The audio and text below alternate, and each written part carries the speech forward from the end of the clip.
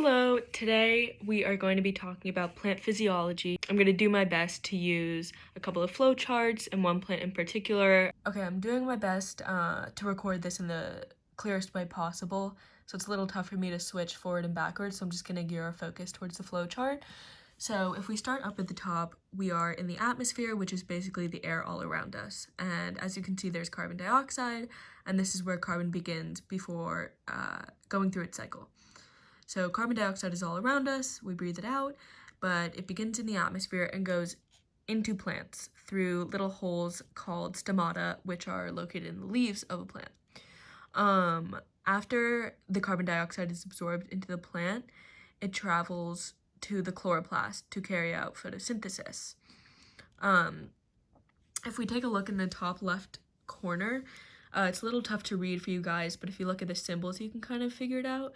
Carbon dioxide plus the water that is absorbed through the soil in the plant, through the xylem system, plus light from the sun is necessary to carry out photosynthesis. And the result of photosynthesis is sugar, carbohydrates, other sugars, glucose, as well as oxygen. But basically the sugar is necessary for growth and for reproduction, which we'll get to in a little bit. So after this photosynthesis occurs, we eat plants. We eat plants, aquatic animals eat plants, other mammals eat plants. But once we eat plants, we carry out cellular respiration, which a lot of people view as basically the opposite equation as this one up here. But the result of cellular respiration is more carbon dioxide, energy, also known as ATP, and water. And so once we breathe that out, basically, it's returned to the atmosphere, back up to this cloud.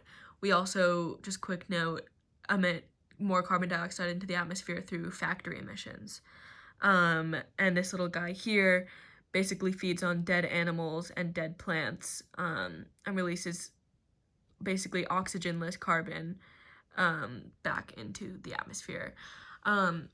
More plant specific for us, plant respiration is essentially the same thing as cellular respiration in animal cells. It occurs in the mitochondria of plant cells, and it also releases carbon dioxide, it releases water, and it uses that glucose that it produced in the chloroplast through photosynthesis. So carbon dioxide is returned to the atmosphere through plant respiration.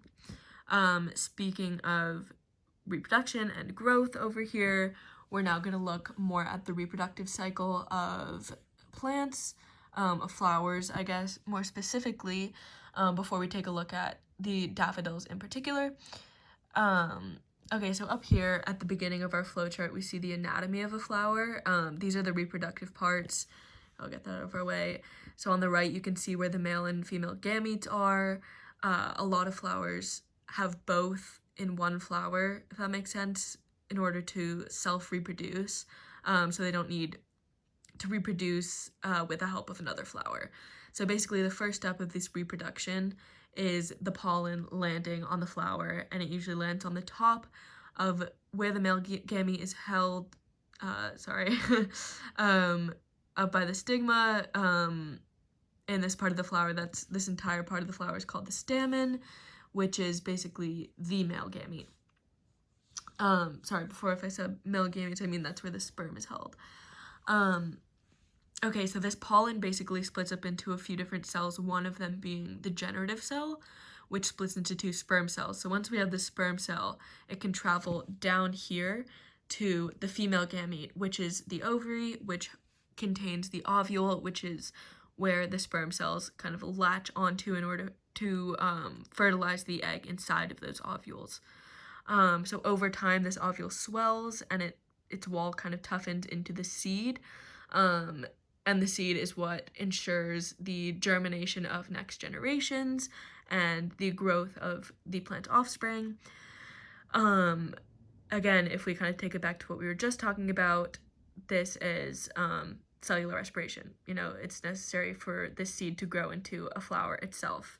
And basically this zygote becomes an embryo, becomes a baby plant, and that is the reproductive cycle. Okay, really quickly, I want to take a look at this daffodil. We're going to take a closer look, also known as the genus Narcissus. but you can kind of do some digging yourself, pause it and look at this flower. But I would say the pollen lands around here, around this bell part, and travels down to this part that we can't really see to the ovary of the flower in order to reproduce. Okay, so thank you and stay safe.